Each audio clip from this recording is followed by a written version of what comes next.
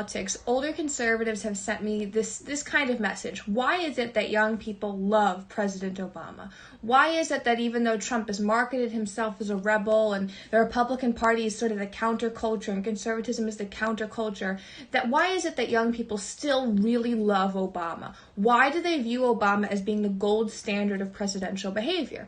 And the reason for that is the Obama presidential perfection perception problem, which is something that I've called and I'm naming it. When my generation saw Obama for the first time, a lot of us were in 4th or 3rd grade. So we weren't really around cognitively for most of George Bush's presidency. So enter Obama, who's dynamic, who is interesting, who is getting a lot of media buzz for his personality and his family, and people really seem to gravitate towards him.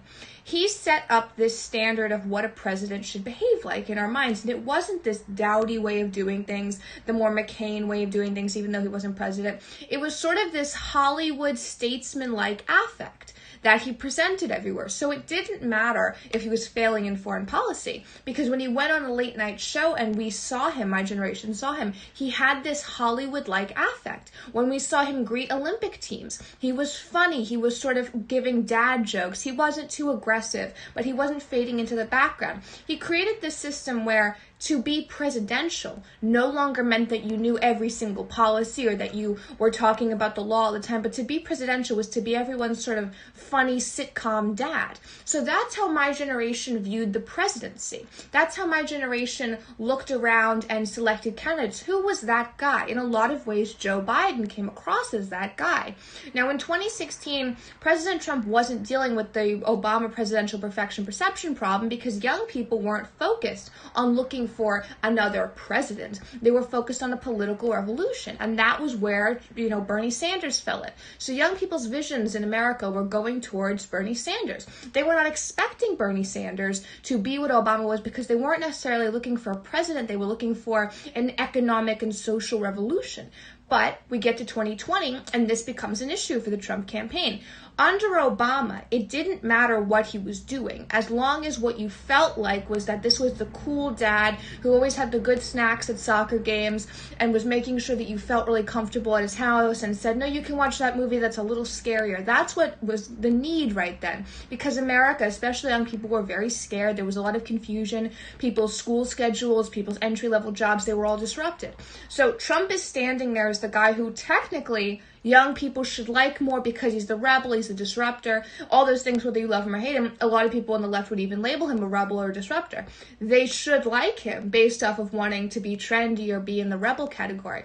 But because people were desperate for comfort, because they were desperate to feel like there was going to be normalcy and stability, what you got was people looking for an Obama. They were looking for what they viewed the gold standard of presidential is. Trump would often say, you want me to be presidential in rallies, and he would mock it. And he thought that meant giving speeches and giving statistics and facts and all these things. For my generation, being presidential wasn't that. Obama didn't really do that. What Obama did was he made things feel like it was a nice ceremony. He made things feel like, I'm just giving you this lovely trophy, or, all of these people are here to welcome you home. He gave this feeling in my generation because we have no one to compare it to, because George Bush has pretty much been erased from culture and history. He gave this perception that the way he was down to his core and how he presented himself was how a president should be. A president shouldn't be scary. A president shouldn't be telling you horrible things. A president should just sort of be a comfort blanket. So in 2020,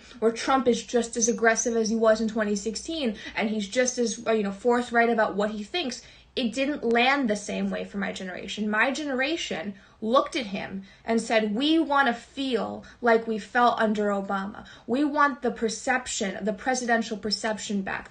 And the guy running on the Democrat side happened to be Joe Biden. There's a nostalgic danger attached to Joe Biden, and that is that he brings back that feeling of the Obama presidential perfection perception problem. He brings back that feeling. So my generation looked at the two candidates and said, we want to feel comforted again. We want to feel normal again. And that's under Joe Biden. It's not under Donald Trump.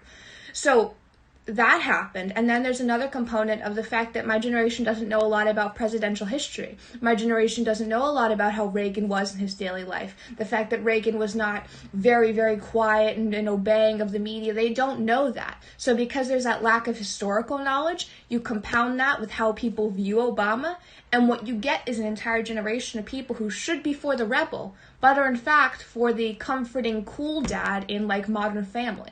So that's one of the main issues the Republican Party has going forward, because if you want to win over my generation outside of the ideological fights, if you want to win them over, you may not be able to be really vulgar and overt and nasty all the time. You might need a little bit of the Obama presidential perfection perception. You might need to generate that a little bit. Look at what Obama did on late night shows.